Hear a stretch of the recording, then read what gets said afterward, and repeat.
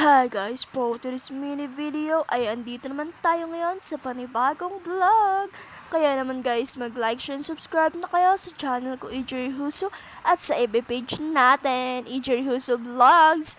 At ipapakita ko na lang sa description, kaya kailangan nyo na mag-share and comment sa ano pang gagawin nating video. Kaya naman guys, yung lulutuin natin ngayon ay minatamis na saging sa mga small business dyan. Halo. Kaya naman guys, binuksan ko na yung ating nilagyan ng saging. Kaya naman, pinahinog natin dyan yung ating saging sa may surudla na kulay pula. Kaya naman guys, dali-dali natin kinuha lahat kaya para mabalatan na natin ng maayos. Kaya naman guys, ang dami-dami dyan. Kaya dalawang dalawang sangkalan. Charot lang. Dalawang banana. At syempre naman guys, kinuha na natin yung ating kutsilyo na imported galing sa China. Charot lang.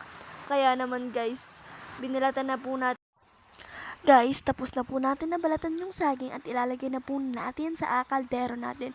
Syempre, usad-usad mo na po yung naging butang na ating fresh galing sa farm na saging. Kaya naman guys, andyan na, nilagyan na po natin ng tubig. Kailangan natin lalagyan ng tubig para sa ating minatamis na saging. Tapos, pagkatapos nyan, kumukulo-kulo na yung ating saging. At, syempre naman guys, nilagyan natin ng asukal. Kasi, nilagyan na natin ng asukal dyan. At, syempre naman guys, sa mga susunod natin gagawin, yung paggiyak ng ice. Kaya naman guys, nilagay na natin sa ice crusher, ginamitan natin ng kuryente para maging pino-pino yung ating ice. At, ilalagay natin sa thermal cheese natin. Kaya naman guys, dali-dali ako dyan nagkayod ng ice. Buti na lang may ice crusher na naimbento, kaya tulin-tulin gid ang paghimo sang ice na pinupino, diba, sa mga ka-small besties dyan.